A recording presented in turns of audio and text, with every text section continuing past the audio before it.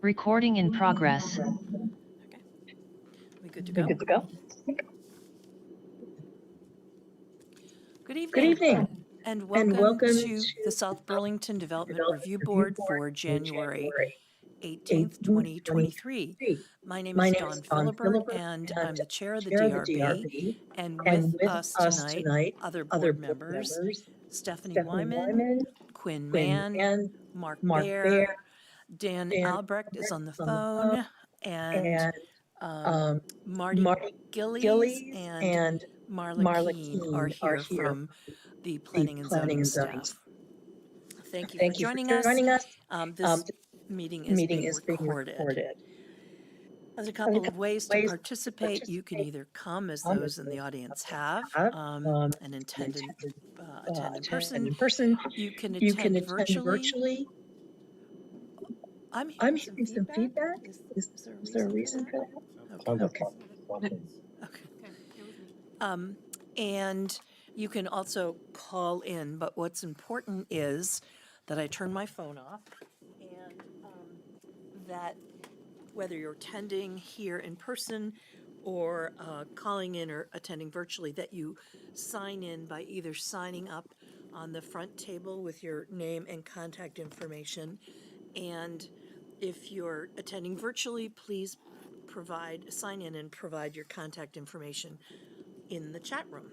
And if you're calling, you can send an email. Sorry for that interruption. You can send an email to mkeene, Keene, at southburlingtonvt.gov. Okay. First of all, first item on the agenda, the evacuation procedures. There are 2 sets of doors in the back of the auditorium. In the case of an emergency, you would exit those doors and either turn right or left, and you would be outside and presumably safe. Are there any additions, deletions, or changes in the order of the agenda items? Hearing none. I think we've covered the other announcements and reminders that we usually talk about. Do you have any other announcements, Marla? No. Okay. And are there any comments and questions from the public that are not related to the agenda tonight? Okay, hearing none, we'll move ahead. On to the first agenda item. Agenda item number 6. What's this presentation on upcoming TIF bond? That's the first agenda item. Oh, I totally missed that. Oh, is that why Alana's here? Okay, totally missed that. Sorry about that. Please, No problem. tell us about the TIF district bond vote. Sure. And if I may, I think I can share my screen. Sure.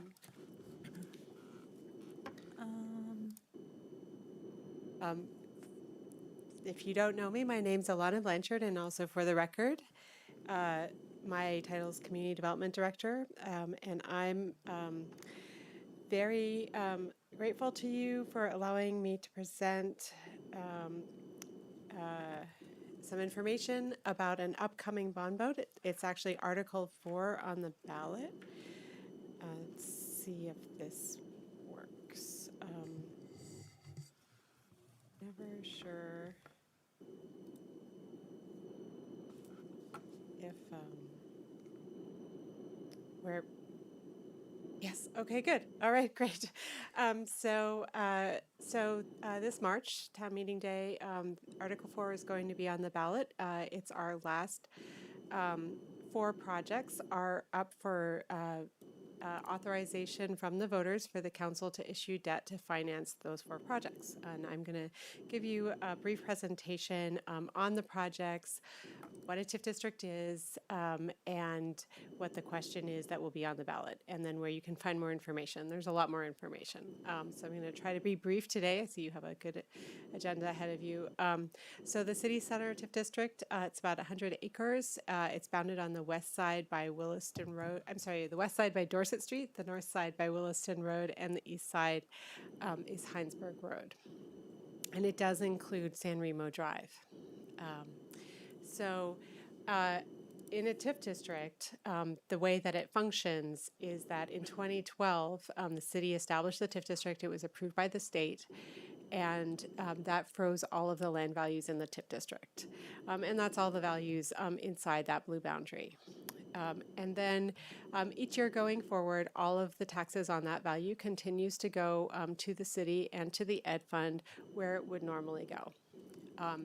As development occurs within that boundary, that new value, the same tax rates that is applied to anywhere outside of the TIF district, that value goes, 75% of that value goes into a special fund. So all the taxes on the base value goes to the same place. New value taxes, 75%, we keep them in order to service the debt on infrastructure projects that we have done or completed inside the TIF district.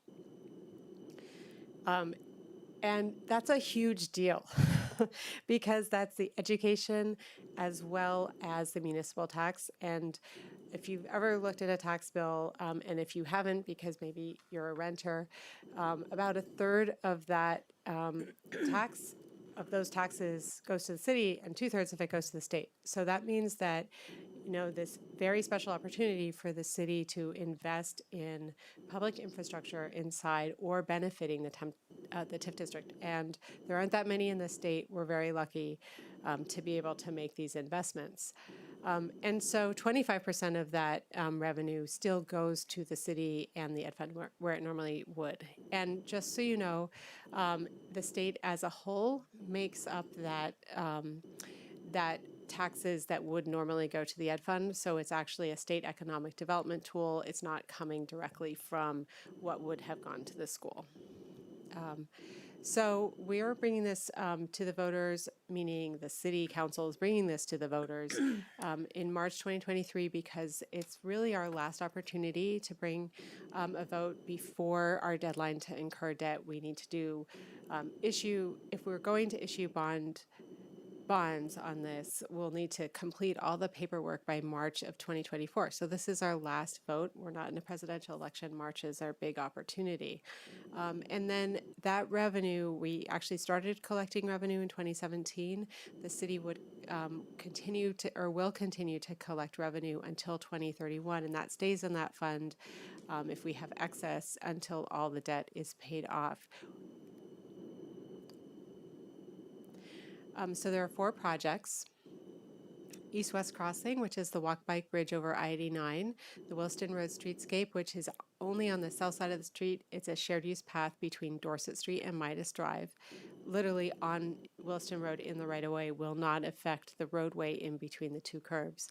And then Garden Street, which is called Garden Street because it's part of the overall Garden Street project that will connect a healthy living to Al's French Fries. And that includes intersection realignments and tightening, which I'll show you in a moment. And then City Center Park, which is a north-south connection between the neighborhoods to the south, to Garden Street and Market Street through City Center Park on a boardwalk where it crosses the wetlands. And so together, actually, let me back up a sec. So the blue represents the TIF portions of these projects in the pie chart. The orange is federal, and the gray is between, because of eligibility, other funds that we'll either make up using the existing reserve fund or through a new grant. So this represents just the blue area, so the authorization that is on the ballot. And so altogether, the total is $15,086,430, and that is the question that will be on the ballot, and I'll show it to you in more detail. So this is Garden Street, and the big part of this project is the realignment of the Williston Road, Midas Drive, and White Street intersection.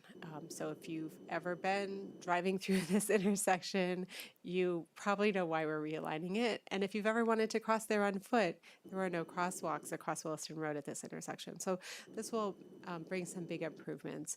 And this, you can see, this is what it's like today, and both intersections that we'll be working on are shown. And then this is the future, the plans that show how these different accommodations will be brought in. So the East-West Crossing, the bike ped bridge, is there's been a lot of news. I'm not going to say that much about it, but our anticipated year of construction is 2025. The Williston Road streetscape, as I said, it really is just south of the curb on Williston Road, and really creates an area for snow storage as well as a shared use path. Right now, there's only a sidewalk, and there's no bicycle accommodations. We'll be building a bike accommodation on the west side. There is an existing bike lane on the other side of Hinesburg Rd, and we're also building a bike accommodation as part of the Garden Street project. So this will make a continuous bike ped area or transportation corridor.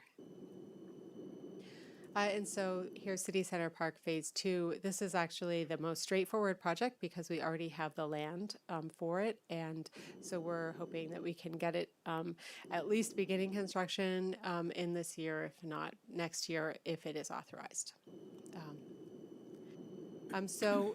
We have a big revenue model that shows us what we would expect from the TIF district. This is actually attached to the council agendas, and I'll be putting together a full information notice, public information notice that will get sent out to committee members, and that will come out in the beginning of February. It'll also be available to the public.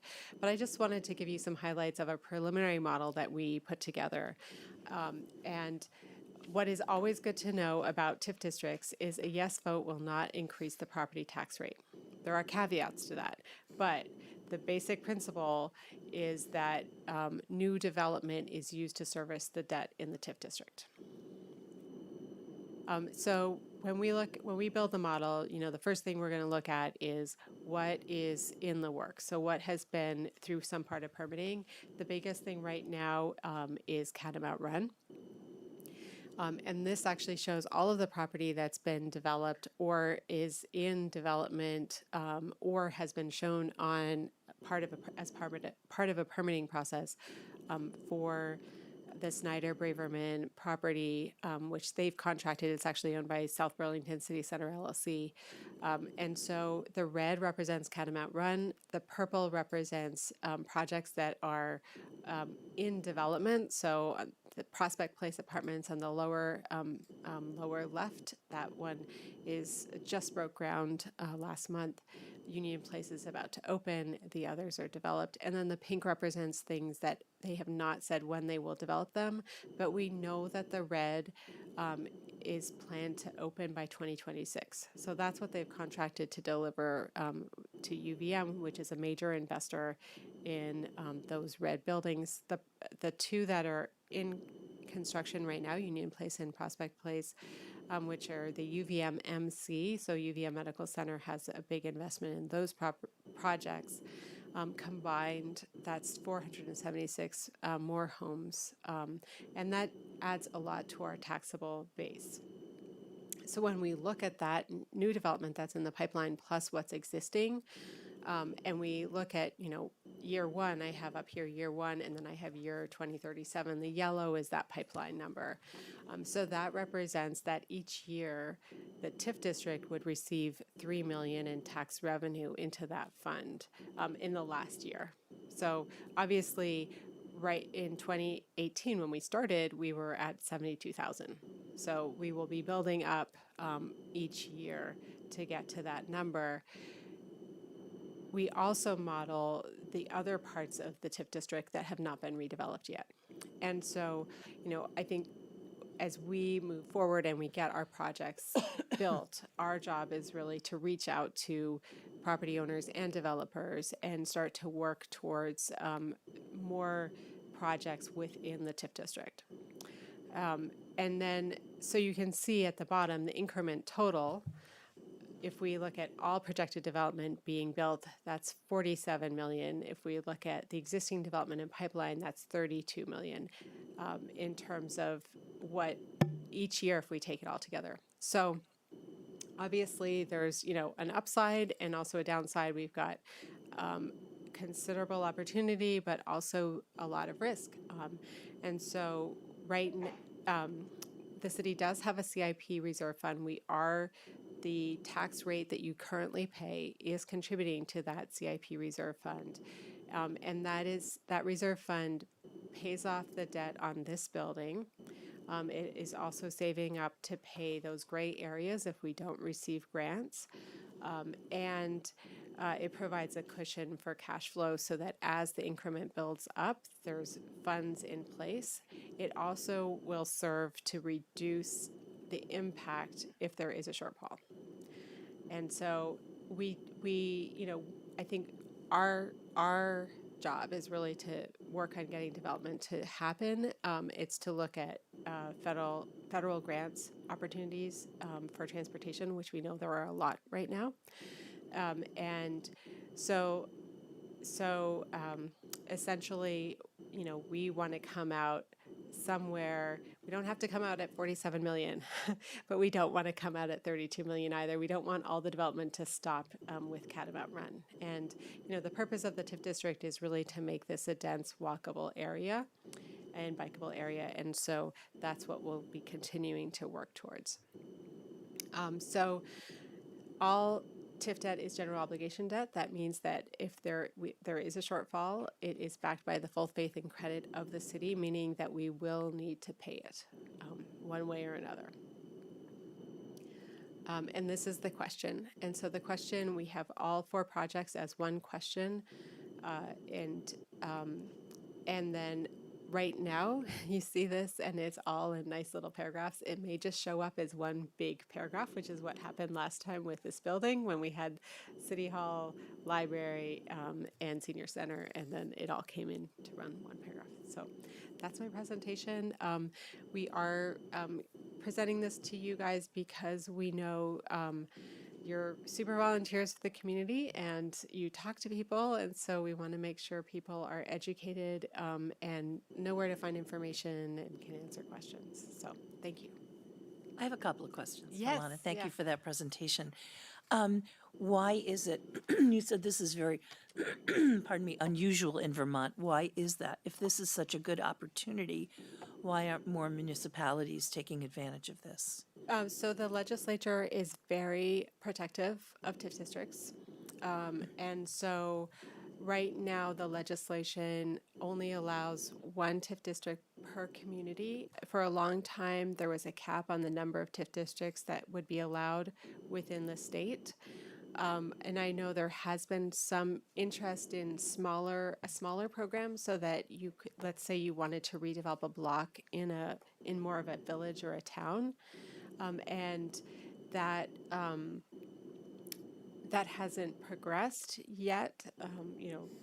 It would be, I think that, there are many smaller communities that are very active, but that hasn't happened yet. So Thank you. yeah.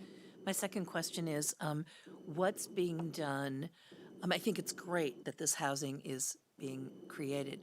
What's being done on the school side to ensure that there's room to educate the students or the children of those families? So I know the school also has a bond vote, and that is being. I'm not sure if they've approved it yet to go on the ballot, but I think that they would have to expand their capacity for elementary school.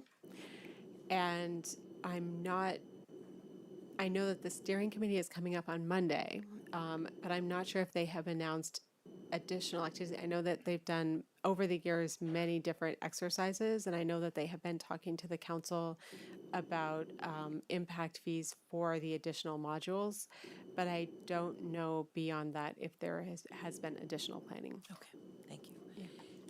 And will you be having like public information nights? Yes. Good. I don't have it on this slide.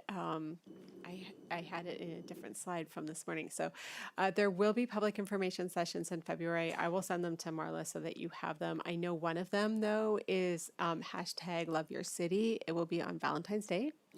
We will have it from 6 to 7. There will also be an information session the pre-town meeting day, and we'll present the information then. But I believe there are 2 meetings plus town meeting day. Great. Good. Thank you. Thank you. Any other questions for Alana? You've been busy. I think everyone's busy right now. I know you guys have been busy too. So, Well, thank you for letting us know about this, and I'm sure we'll all be following it and keeping our fingers crossed. thank you. Okay.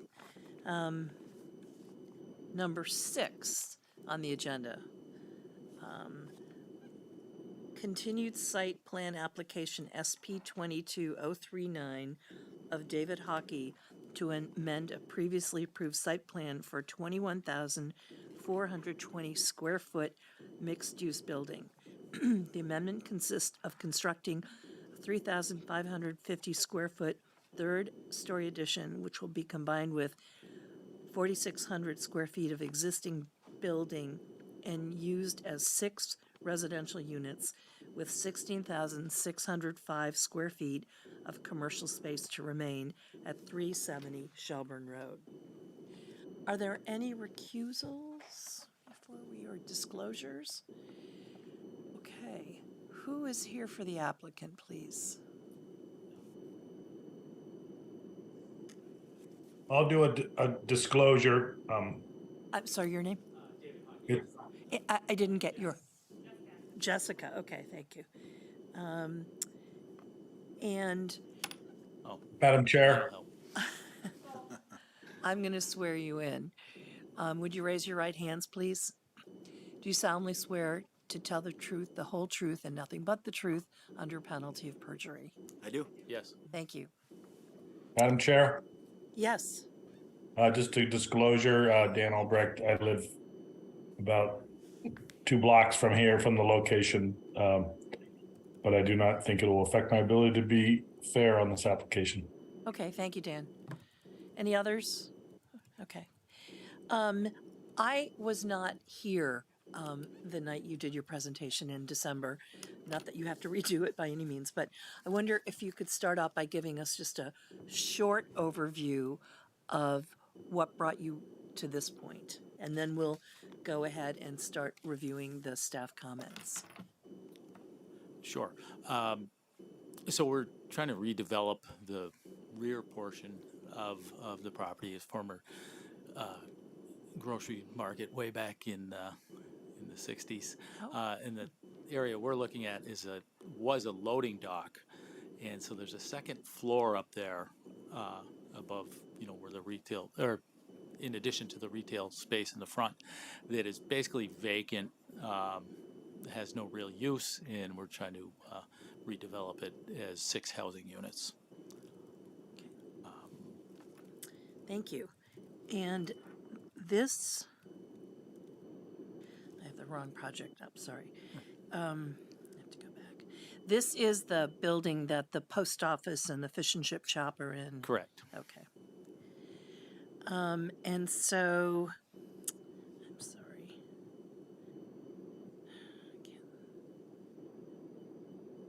So my understanding is that there are about 4 staff comments. And typically what we do is we go through the comments that are in the staff report that are in red and ask you to either clarify, provide more information, or whatever. So starting with the first question, this one, and I'll read the last sentence. Staff recommends the board invite the applicant to describe, based on the revised materials, why they believe the board should modify the required setback and buffer to permit the proposed building addition. So last time we were here, we had a lot of discussion about, impact to the adjacent single-family home that's to the east of the project. And one of the homework items we were given was to locate the elevation of the windows on the west side of the existing single-family home. So our surveyor went out and shot the elevations of the windows, and they essentially line up with the top of the roof of the 370 property, the flat section of the roof. Right there, that's being highlighted. So they're essentially the same height. we did a sun study that essentially shows that it's very minimal light to be blocked. One of the comments was made, are we going to cast a shadow over the adjacent property? And we don't believe that to be the case. So what's being looked at here is the sun study. So the third story, which from the road on Proctor Ave only looks like a second story, because we have about pretty close to a whole 10 feet, almost an entire story, buried underground by the time we get to where the loading dock is. So it looks like a two-story. The homes on Proctor Ave are mostly, salt box colonials, also two-story. So, we're 54 feet with our proposed third-story addition from that home. The property to the east is another single-family home, but it's located about 25 feet away, also a two-story structure. So we're less impactful than the adjacent single-family home. It's not shown on here, but we maintain that we don't feel that we're going to create an adverse effect that would be uncharacteristic of this area.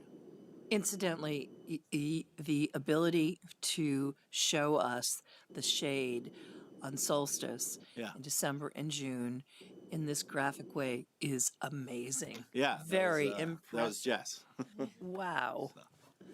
I hadn't seen one before, but I liked it.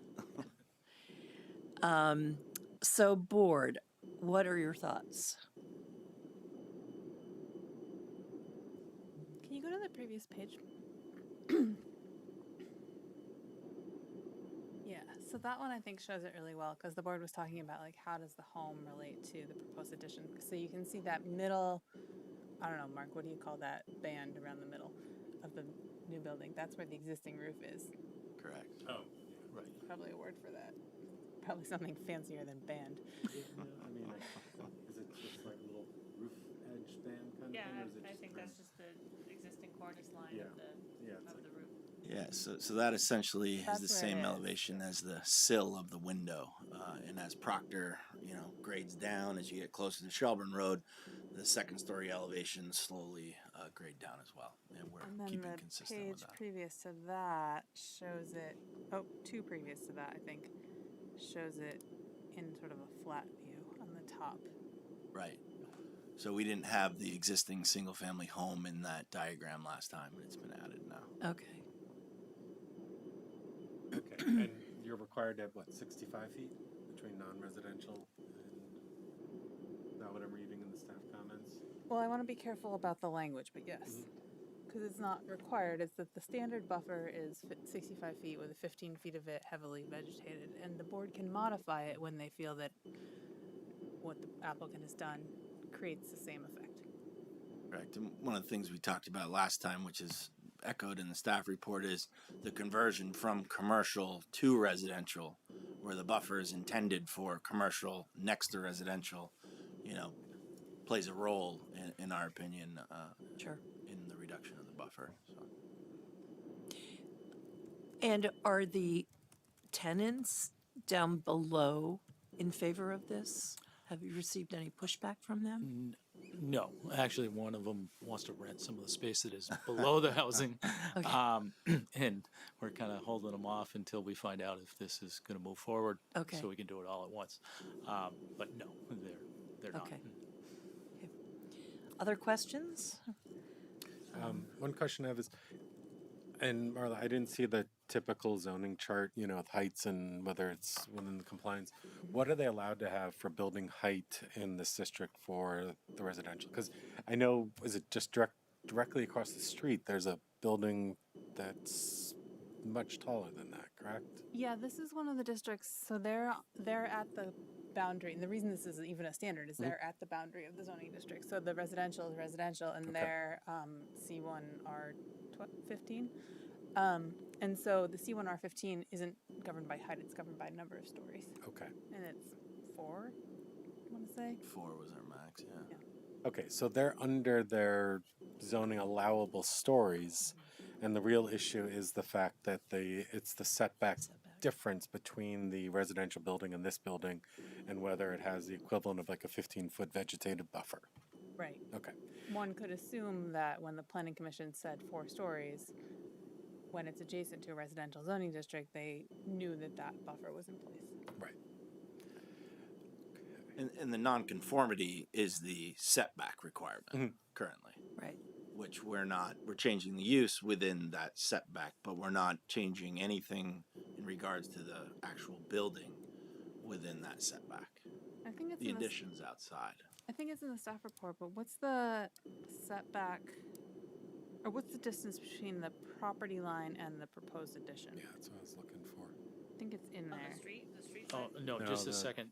Between the residential property. Sorry, we'll call it. I would say if it's 54, you're looking at probably 30, I would imagine. I was gonna say. Looks like it's a shade closer probably to the single family.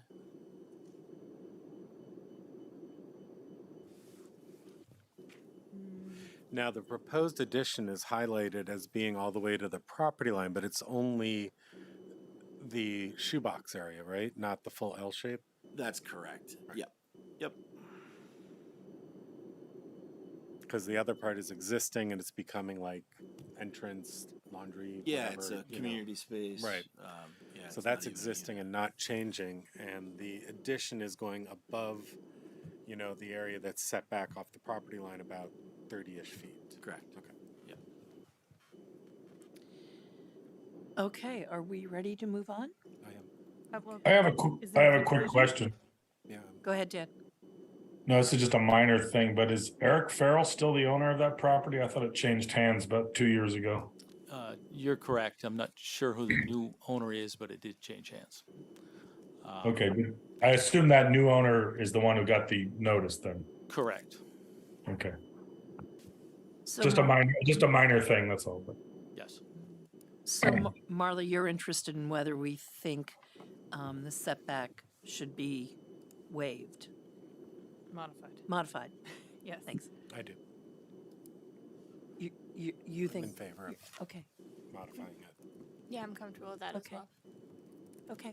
Dan, are you comfortable with that? okay, yeah. Okay, good. Thanks. All right, number 2. This is about the sidewalk. And could you review your plan? And I guess we have to decide if the applicant should proceed with this. Yeah, so there's a bit of a roundtable at the last hearing. We didn't really land on anything. We kind of were just given a little homework to come up with some sort of connectivity on the south end of the building, and so we took a look at it.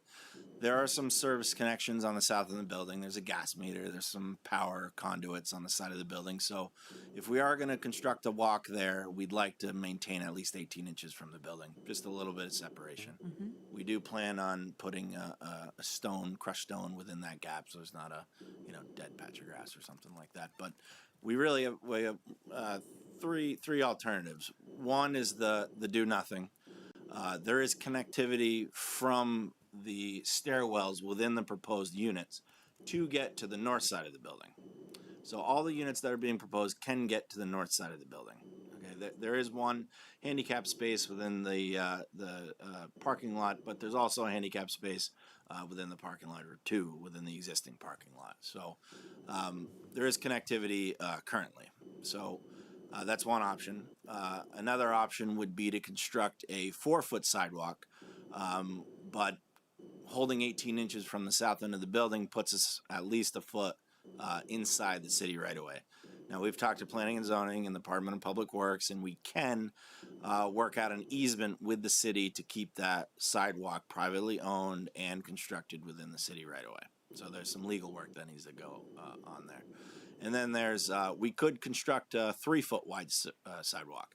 That would keep us out of the city right away, would make it much simpler. We don't have to get any legal easements drafted up for just an extra foot of concrete.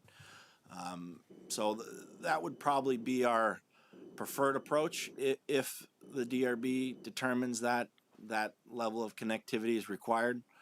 Again, you can get to the north side of the building within the building, but those are really the 3 options that we've given you this evening. Okay, thanks. So Dan, I understand you had concerns about this. So let me ask you first, what are your thoughts about their proposals? Yeah, I think the 3-foot, is workable. It's still private. It'll make it simple. it'll, I think, increase the attractiveness of the building. It'll make it, it'll just look a lot better than it does now and be safer than this current patch of asphalt that functions as sort of a stormwater gully right now and stuff. So I appreciate their efforts to meet with the city and work out something. And yeah, 3 feet is fine. What do other board members think about the 3 feet? Is that adequate? I think it's adequate, especially since it's not something that's required by the city, correct, Marla? Right. Right, so it's just something they're adding in because we requested connectivity, so I'm fine with the 3 feet. And it does meet the ADA requirements. Right. The 3-foot sidewalk does. Right. Plus, it's not Okay. 3 feet against the side of the building. Right, There's the 18 inches and then 3 feet, so it's not like you're feeling like you're walking down real tight. Yeah. Does anyone not okay with this? Pardon me. Okay, good. Thank you. Comment number 4. This is about the trees and shrubs facing Shelburne Road. Not having been part of the hearing in December, I was a little puzzled by what was meant, Marla, in the last sentence. Consistent with the standards summarized in the paragraph above, and because trees and shrubs are what has been improperly removed. When were they removed? Sometime between the last approval and today. So I can't help you with when. We've just been involved with this property for 5 years, and Could be just as likely it wasn't put in the first place. Okay. No, there was a CO, so Ray wouldn't have issued a CO without them. so yeah, I think where the shrubs were, what I've heard anyways, is they weren't surviving because of snow off the roof. And Right. Their landscape architect testified that there was a lot of runoff and salt, and it was just not good condition, and so that's why he's not recommending putting the full contingent of shrubs back that was previously approved. What he thinks is likely to succeed is what's shown on this plan instead. So the options here for the board are accept his testimony that this is not a good place for shrubs, and allow them to do something else. Sub option A is allow them to put this bed of perennials in the front, which may or may not thrive or be maintained, or option 1B would be to say, yeah, you don't have to put anything more against the building, but we want you to put something that's, trees and shrubs up in the front yard. And then I suppose option 3 would be to say, well, tough luck, you're gonna have to figure out how to make something survive in those front planting beds and put them back where they were.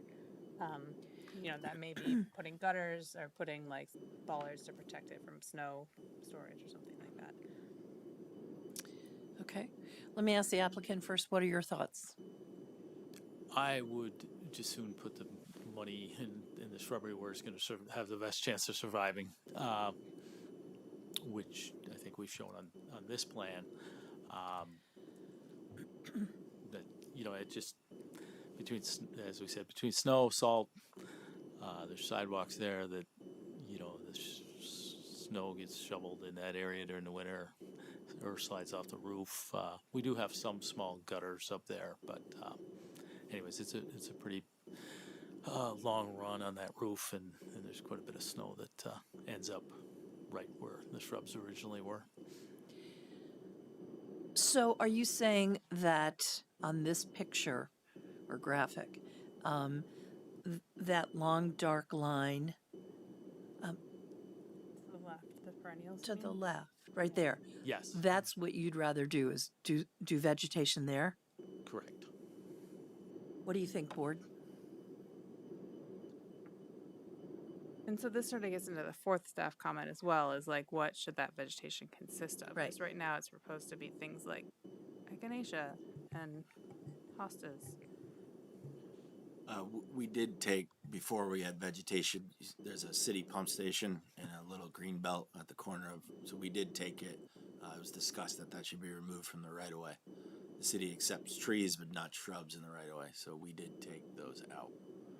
So that's different from before. Okay, board, what do you think?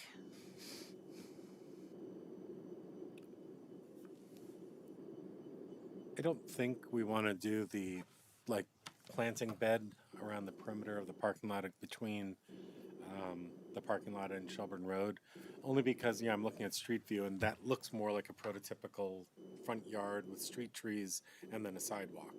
I think, or parking lot. I think if we were to sort of do that planting bed, it's going to look out of place. It's one thing with the development where you had the couple streets down where you had the big stone wall enclosing the parking lot that created it. I think we need to find something other, because also that's going to be almost right underneath those existing trees. That's there right now, that are all along the parking lot. So that's my opinion is I don't think we should do the one where it's the band going around, but I'm not sure what the correct So what answer Marty is. has up now is the things that are green are trees that exist, trees and Yes. shrubs that exist. Yep. So the black is what was previously approved, and that's been completely changed around. No blame being laid at all. Just that's what's there. So on the left, Mark, you're saying there's those 3 trees and then some perennials and stuff at the sign, At least 3 Yeah. trees, yeah. and so they're proposing to plant a bunch of perennials underneath them. I see what you're saying, because it's sort of a front yard feeling. Right, like if you see.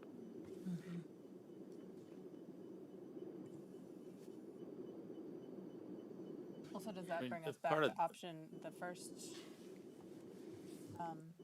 Part of the challenge is spending the budget amount within this property. Well, but And, trees and shrubs are a lot more expensive than perennials, right? Oh, So you could yeah, do no, 20 yeah, trees and shrubs as opposed to 100 perennials. Right. Yeah, Mike Lawrence just kind of did a lot of this and I wasn't privy to a lot of it, but I'd hate to get held up on this. Is it something that staff could work with us moving forward? I think we have, as a board, have to give pretty clear direction as to Okay. what we need to see for staff to approve it. Mike's not on attending virtually right now, is he? No. Okay. Because sometimes if you were to say, okay, well, instead of perennials, we've done the math really quickly and we figured out we could do 20 shrubs and 4 trees that make up the same value, then the board could say, okay. But without a specific proposal, they can't close. So tell me about the gutters. Yeah, sure. I mean, Oh, yes, there are. yeah, I mean, we can. I mean, there's gutters there, but it's probably more the snow that slides off that causes the problems. Okay. I mean, because the gutters in the wintertime will get frozen up and stuff. So will just gutters aren't slide the over 'em. solution. Not in the wintertime, but in the wintertime, more of the issue is probably just the snow from the sidewalks, and they've got to put it somewhere, so it ends up there. I mean, currently, we could go back and put what's there. We bring out the little shrub protectors in the winter for what's there, and then the planters that we do have, we'll put things in the spring, and then they'll be dressed up in the wintertime again. But they're planters, they're not. Right. Well, one thing, I mean, if I'm looking, and again, I'm just on, street view looking Sure. at this, and it looks barren, with the, where the drip edge off the edge of the roof, in the front of the building Yeah. is just the gravel, and then you got the empty planters, but I don't see gutters on the building. I think there's just a couple above the walkways. Right. So I'm just wondering if, Or there are a couple. if you put snow guards and, like the bars, snow guards that'll really hold the snow, and gutters, if that would really keep the snow from sliding off and collecting there, you think could it's do the actual landscaping that was proposed. Sure. I'm open to trying that. I'm just wondering. Yeah, because- no, it would be easier because I don't think And you're not looking at a perennials large on cost. on the other end of the development or parking lot are necessarily. Rather than assigning, maybe specific species? Would the board and staff be comfortable maybe assigning a percentage of the landscaping budget? So we're on the hook for about 32,000. Just throwing out a number. If we allocated 10 or 20% of that budget towards, dressing up the front of the building through plantings done by a professional landscape architect reviewed by staff. It has to be specific. Yeah. It has to be something, so state precedent in environmental court is that if it can't be understood what exactly is being done by an ordinary person, then We it's can not say like specific. add 4 trees along the north of the building spaced evenly. That's enough for staff to be able to say you've done what the board has asked.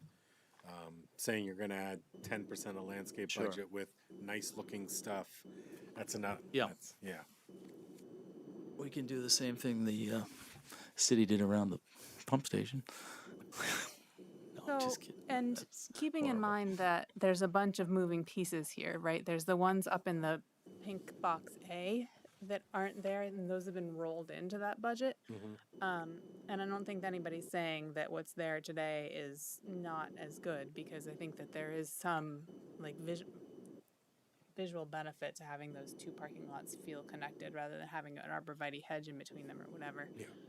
I don't think it's as simple as saying like, okay, we'll put back the ones that were approved and then we're done, because they've already been rolled together in the budget.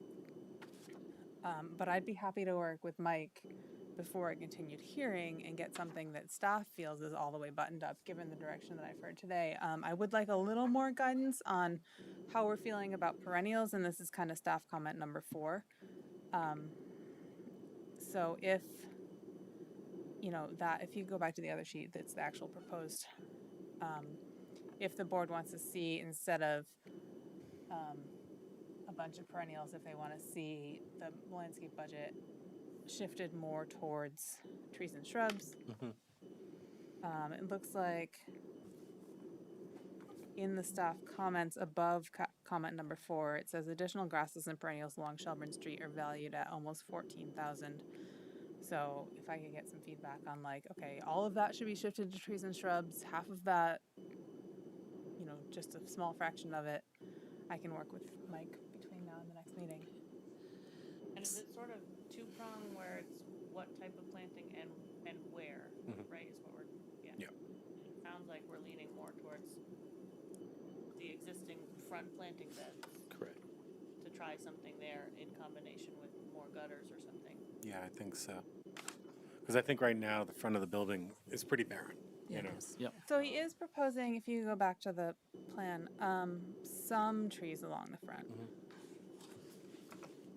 Are those proposed? Oh yeah, they are Yeah, proposed those trees. are, can you zoom into Are what that those is? proposed to go into those existing planters that are there?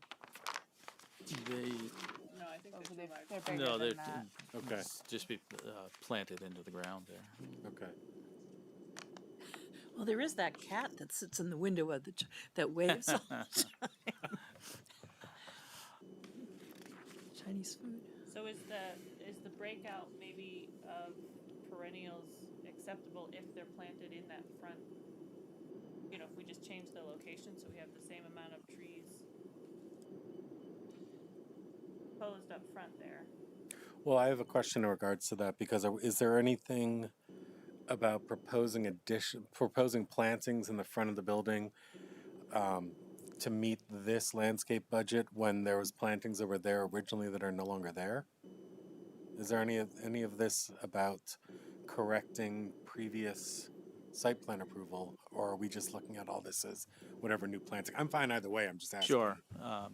The way that this works is pretty open to the board's interpretation. So we're Got it. largely going on what the board's practice has been in the past, which is to, when the applicant wants to change the previously approved landscaping plan, do something that achieves the effect that was previously achieved, if the board still thinks that's a good idea. Like we had that one on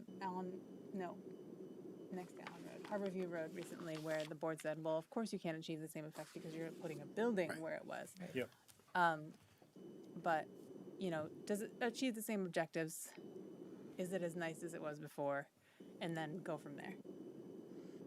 Yeah, I mean, And I would hate to hold them no. to something that they had no responsibility for. Yep. That wouldn't be fair. No, I don't feel the need to do that either. I think we should take what the landscape budget is and we should mix it so that the site is properly landscaped.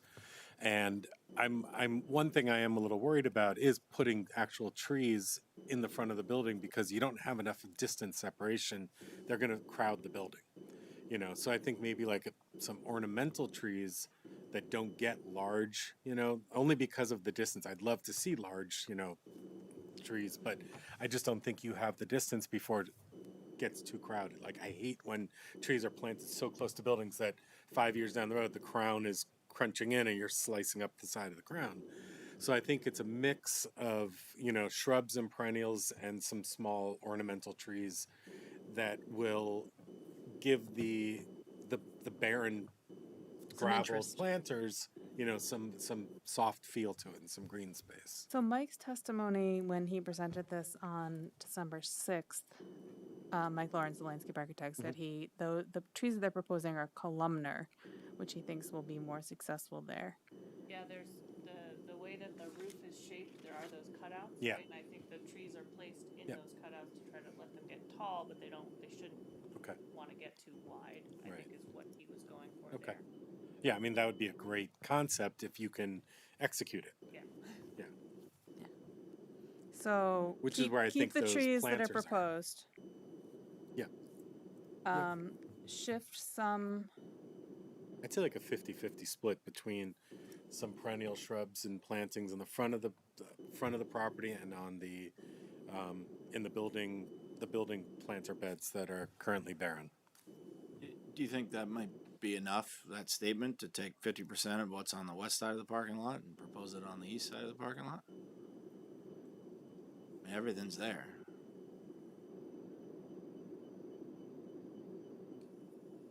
So my concern is that I'm not allowed to have an opinion, but I have a small opinion. And that is that these perennials along the Shelburne Road sidewalk aren't likely to be that successful. Right, I would agree.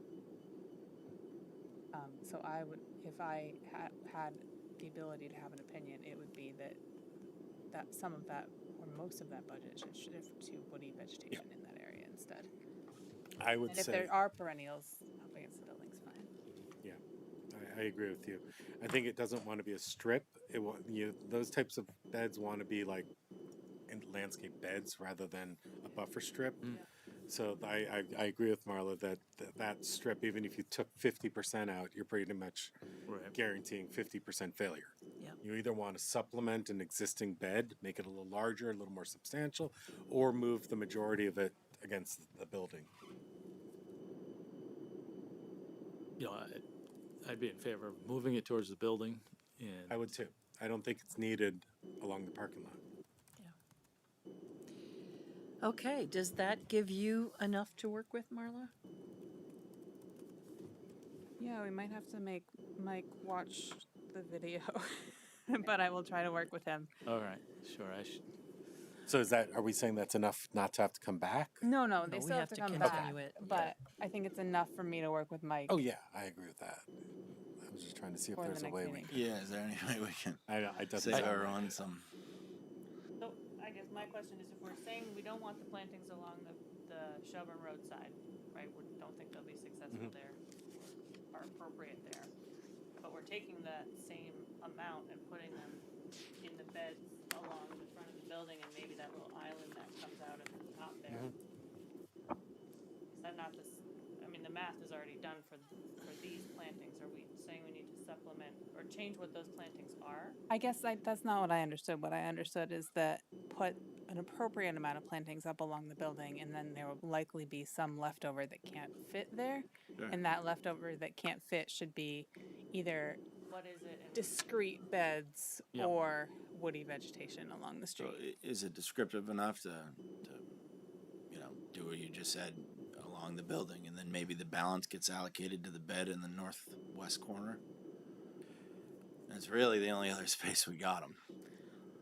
Well, I think what we just said is that some of the plants can be along the front yard but it should be, instead of a continuous strip, it should be in beds, and it should contain Sure, some either mixture way, of just the woody west end and- of the parking lot. Right. I mean, David, I saw you shaking your head. Well, think no, that's- I just get frustrated because we've come so far, and the big component of this is providing more housing Yeah, and, of and course. fixing up the property. And, I like to maintain our properties well. So, it's important that we put in what's going to survive. But, I'd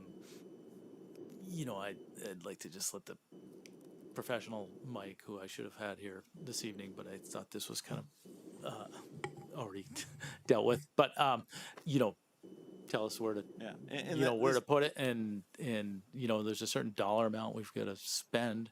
And this was a staff, not the landscaping around the building, but the comment about the perennials versus trees along the western end of the parking lot. That was a staff comment. That's a carryover from last time. So it was discussed. It was determined that perennials were adequate last time.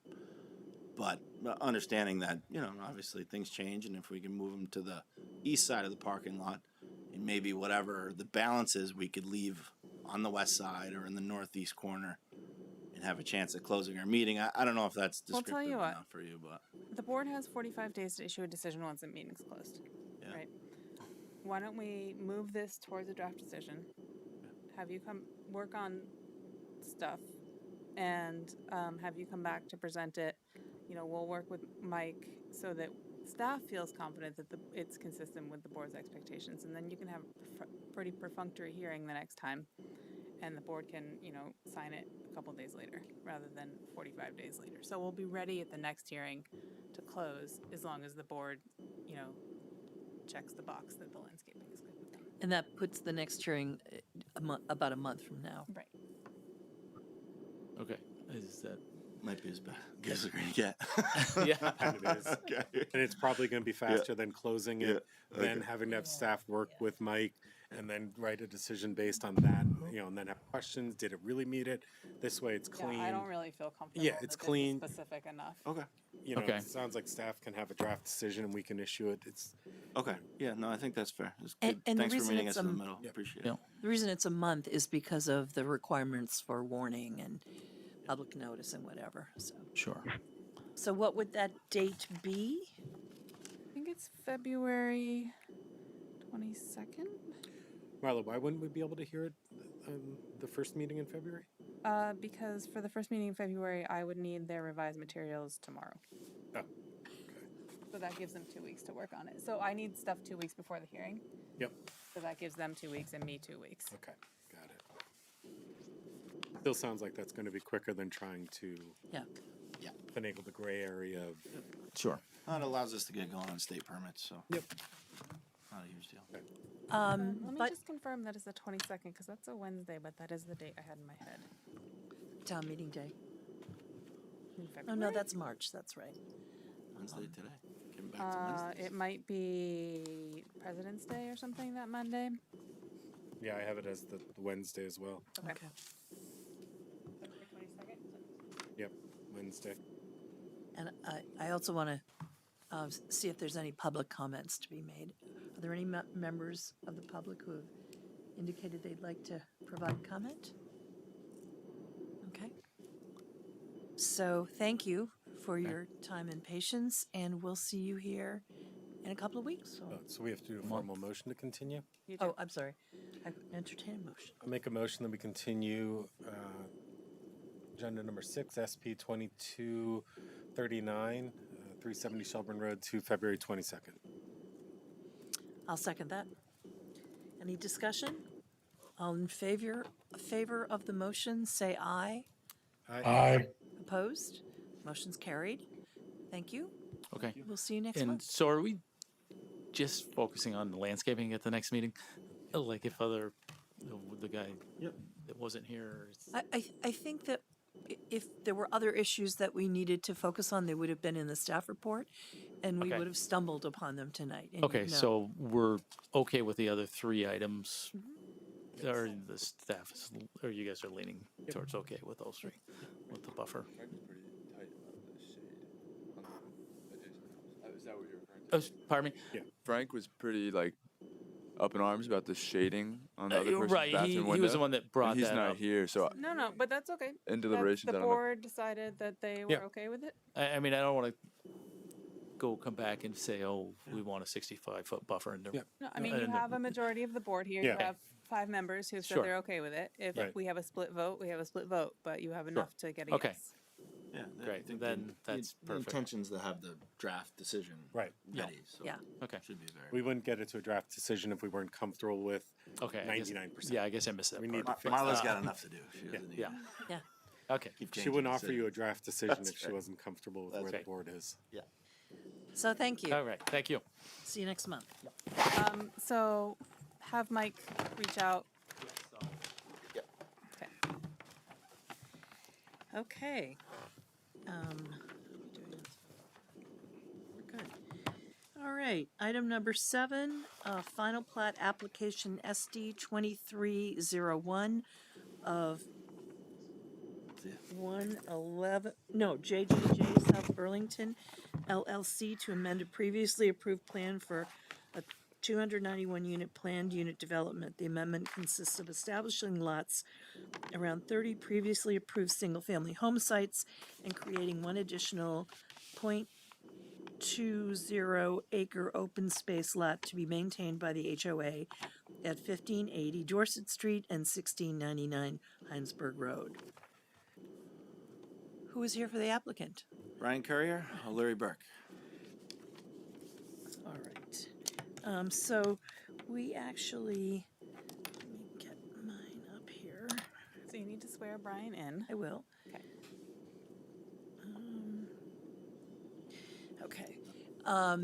Do you solemnly swear to tell the truth, the whole truth, and nothing but the truth under penalty of perjury? I do. Thanks, Brian. Okay, so what we have here actually is an introduction in the staff report and a draft decision, correct? Yes. And I don't recall seeing any red areas in the draft decision. So what are we to focus on, Marla? Well, so you might want to have Brian introduce what it is they're planning on doing, and then in the cover memo we talk about that. Just highlight for you that in order to do this, the board would be required to grant additional waivers beyond those which were previously approved. However, these additional waivers would be only to allow the applicant to build the project that they were already approved to build. Now with new lot lines. So Yeah, maybe it'll help if Brian explains the project. The project, the amendment has 3 pieces to it. Probably the most significant or most notable, I would say, is the carriage homes. The originally approved single-family units on a shared lot, condos. We're now proposing them as single-family lots. So there's been no increase in the buildable area. There's actually been a decrease in the buildable area for the units. The previous plan had rectangular boxes on Liberty Lane and the first part of Russet Road. If you want to pull up sheet PL2, shows it. That's an overall plan, but PL2 shows the lot lines. And basically, we're taking those single-family units on a shared lot, and the only thing we're doing is we're changing how the area around them is managed and owned. So rather than it being owned by the condominium association and distributed by limited common elements, basically the HOA governing the use around the units themselves, we're proposing them as single-family lots. So under the new regulations, there's encouragement for reduction of setbacks in order to put these units still close, tight together, what you'd expect in a PUD in this SEQ, but now they're on single-family lots. So instead of spacing them 11 feet apart, we have lot lines in the middle with 6-foot setbacks on either side. So the buildable area isn't changing. The only thing that's changing is now we're putting lot lines around the units. So there's no increase of units, no increase of bedrooms. The buildable area actually is being reduced due to one of the staff comments about we can't ask for a waiver for a zero setback in the rear. And we've provided an updated sheet PL2. I don't know if you have it there. You probably can't see it at this scale anyway, but we are proposing the minimum required 5-foot rear yard setback in the back. So before the footprint lot went all the way to the back of the lot, now it's 5 feet shorter. They were pretty long footprint lots. Because it was a footprint lot, now it's a single family lot. Now we so got it to meet has to have a setbacks. setback. So the minimum you can grant is 5 feet. Yeah. So we're amenable to Okay. doing that. So actually the building area is getting slightly smaller, but front yard setback essentially lines up with the front of the footprint lot. The sides now are just setbacks. So if someone comes in to put a addition or a porch or something, they deal with the city instead of the HOA. Got it. So something planning and zoning is trying to push in the city, and we're amenable to do it. So Okay. that's one aspect of it, or the most noticeable. Another one is a cleanup issue. If you got sheet PL3,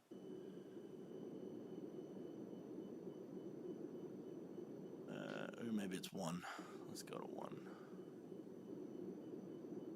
Be the southern. So it's just to clean up Pippin Lane. Actually, the top right of the road, Russet Road, is the major road on the outside. The interior, small road, is called Pippin Lane.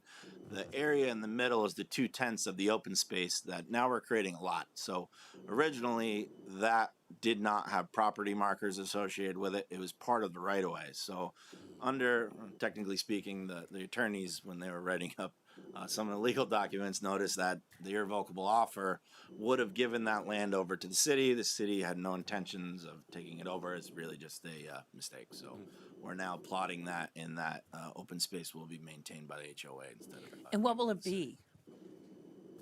Just open grassland. That's all. That's basically all that was. Not a ever playground or proposed on anything? there. Not amenity. No. Okay. 2/10 of an acre. Plant trees or. Yeah. Yeah. It's Yeah, basically yeah, street a trees small single family lot. Yeah, it's just kind of an awkward small piece the city couldn't really do anything with, Yeah. and makes more sense. We thought to leave it with the HOA. So. Okay.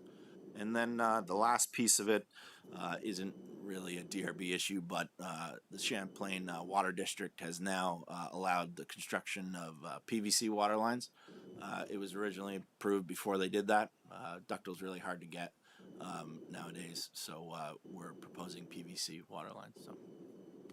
So on that last one, I'm sure you saw in the decision, I did speak to Champlain Water District, and they said that they did not want to accept that change because there's been no change in the project, and they thought it would be precedent setting to allow a different material. So that is the way I've written the draft decision. I don't understand. I don't understand that. So they will not allow PVC? For the mains. But they do allow PVC. Apparently, we just can't change it mid-project, which I don't That's understand. what I was told, and I did not dig into it. So where does it leave us? Well, so that I've written it with the feedback from Champlain Water District that is not, that the board declines that request. Can you live with that? I'm sorry. Are you saying that? Can you say that again, Marla? So are you? So the draft decision that was in the packet Yeah. says, the applicant is requested to be allowed to use PVC water mains instead of ductile iron. The City of South Burlington Water Director indicated this would not be acceptable. The board denies the applicant's request to change the approved material for water mains. Yeah. I I guess we'll couldn't accept it figure now, out- and if we gotta go back, we gotta come back. But Well, I don't here's the understand thing. it. So. Why did you feel like this had to be part of this application? But we were coming in for cleanup materials anyway. We had asked the But Champlain did Water. the previous decision or plans associated with decisions say all water mains shall be ductile iron? Yeah, because they were required at the time. In 2018, the Champlain Water District didn't allow PVC. And so this became a board issue because it said shall on the approved plans. Yeah, so we Trying asked. to find a way to just take it Yeah, out. we typically these things can be handled, between Public Works or the Water Department and us. And we asked when it was time of construction. We said, hey, ductile iron is very hard to get. Material shortage, and it's about double the cost of PVC right now. You accept PVC water mains everywhere in the city. can we switch? And we were told no, because the approval specifically stated and the approved plans had ductile iron. So we're in doing these other pieces, and we thought it was an opportunity to clarify that. Oh, so you did reach out to Champlain Water District, and they said no as well because it was in the approved plans? When we started Right. the main road, Aurora Lane, a little piece of Senator, I don't know if you've been out there, but yeah, you want to show a decent section of road, like 2,000 feet's already been built. Yep. There's probably 2,500 feet of water main in the ground. That's all ductile iron Yep. currently. So at that time, we asked for a change. We're told no, the approved plans, even though we accept it, the approved plans were that. So Champlain Water District said no because the approved plans said ducted main. So you're hoping that we would make the change even though they've said no, because then you can go back and say the board has granted it. Yeah, well, we would assume they would have been given the application materials review. We've provided a detail sheet. I assume that they would get department. Right. We would So get what department what about this idea? Tell me if this sounds crazy. we weren't trying to backdoor it. It's No, just I from understand. you I'm just guys, trying to so. understand if they accept it Can you now. pull up the draft decision Yeah, I and mean, that page, that section? Because I have an idea. What if we said the board finds something like, is there some way we can phrase this where we take it out of this freaking decision and say something like the board finds the applicant shall be permitted to use materials approved by the South Burlington Water Director. Yeah, and if the water director accepts it because Champlain Water District is accepting it, then that's, You're good. I would say so. that's fine. It allows you to I don't think it's negotiate with fair the water to director. ask you folks to overrule him. So No, but and I'm you're trying not to going find a way so to take that's it out. fine, I'm trying to too. find a way to take it out That's of this fine, and yeah. just have it not be. Let you go duke it out with the. I know. I'll talk to Jay. Yeah. I mean, you can know, we just say that we approve, we'll allow them to use PVC or ductile iron as determined by, the I think just South saying Burlington material Water as District. approved by the South Burlington, if you could say or and include the detail sheet that we provided in your approval, I think that gets rid of that excuse. I would say. I think the preference is probably ductile, and they're trying to, but it's double the cost for us. So obviously, we'd rather use a cheaper, acceptable material. I mean, it makes a lot of sense on our end. So, I'm sure PVC is going in on Garden Street. So. So if I said the board finds the applicant may use ductile iron or PVC as may be approved by the South Burlington Water Director and as shown on sheet. And does your revised plan say ductile iron or PVC, or do they just say PVC? They should just say PVC. Yeah. Yeah, we would have updated all the details to Oh shoot! I wish the they had said PVC details. either. It's okay if you want to just leave it up to the water district. That's fine. Well, in order for me to do that, I want to reference. Yeah, do you have to reference the details? No. I mean, we're saying they can either use, ductile iron or PVC and just kind of leave it at that. if the water district in Public Works says we can use PVC, that's been good enough for us in the past. So I'm not worried about it. I don't think they'll let us, but.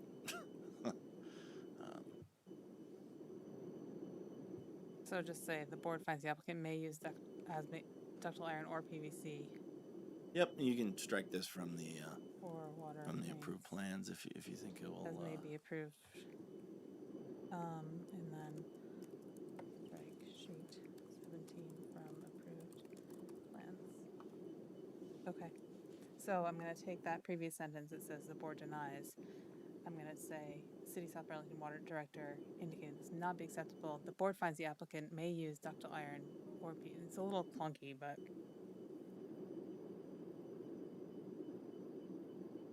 I think it's the board finds the applicant may use as may be approved in the future, just to make it clear that we're intentionally going against what the South Burlington Water Director said.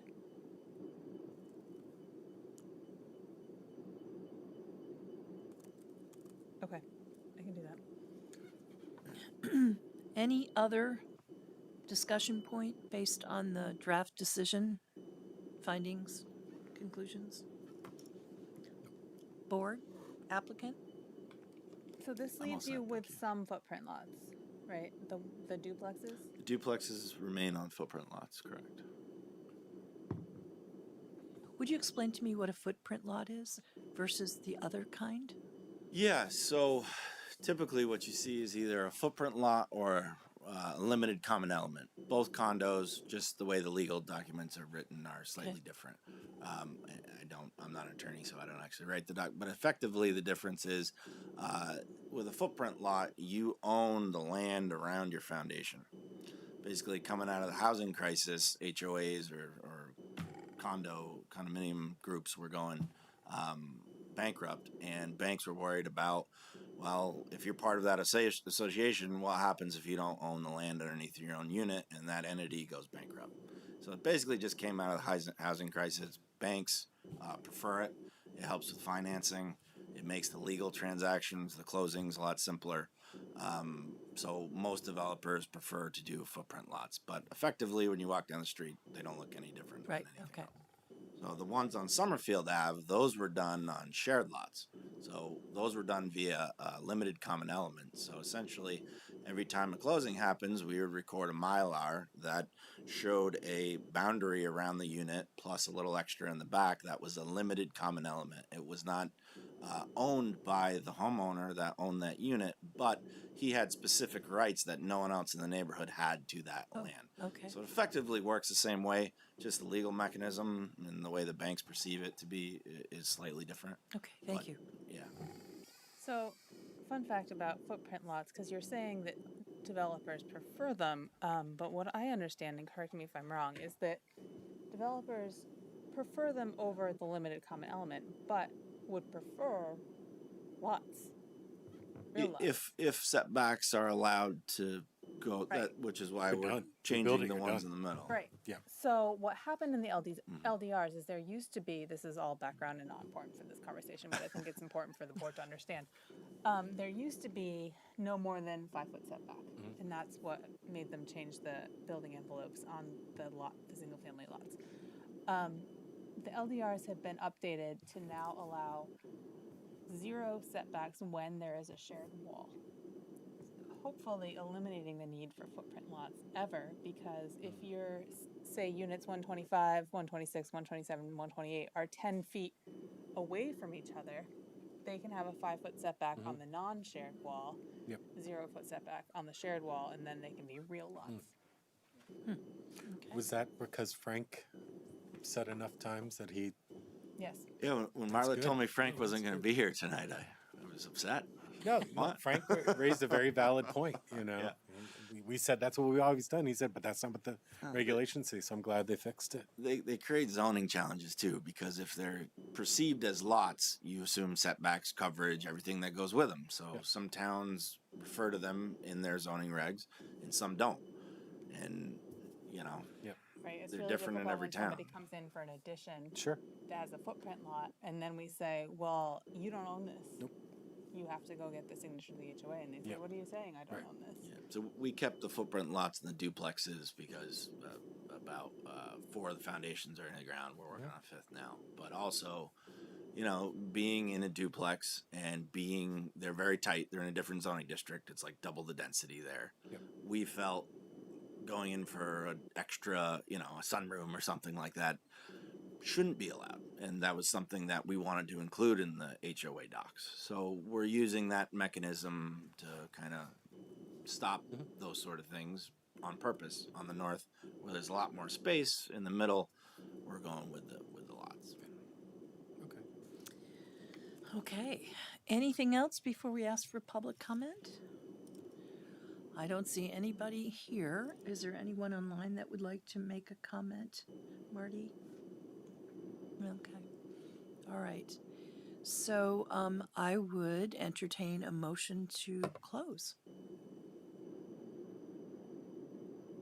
Pardon me? Nope, close this hearing. Make a motion, we close ST 2301, 1580 Dorset Street and 1699 Hinesburg Road. I'll second. Thank you. Any discussion? All in favor, say aye. Aye. Aye. Aye. Opposed? Okay, the motion is carried. Thank you. Thank you, Brian. Okay. The minutes of January 4th. Do we have a motion? I'll make a motion to approve the minutes of January 4th. I'll second. Any discussion? All in favor? Aye. Aye. Aye. Opposed? Okay. That's it for the meeting. Nope. Nope. Whoops. What do we need to do about the reconsideration request? Yes. Oh, So okay. under other business, which comes after minutes, O'Brien Eastview LLC has requested reconsideration of final plot SD 2210 pertaining to approved timing of blasting operations. The board in their deliberative session has made a correction to this section based on a review of the video and the applicant calling the board's attention to it, and staff has shared the correction with the applicant, and the applicant said, that's great, we withdraw our requested reconsideration. Okay, perfect. Thank you. You are welcome. And I think that brings us to the end of the agenda and the end of the meeting. It does. Can I ask you all to stay for a minute to issue a decision on the one we just closed? Sure. Okay, I will walk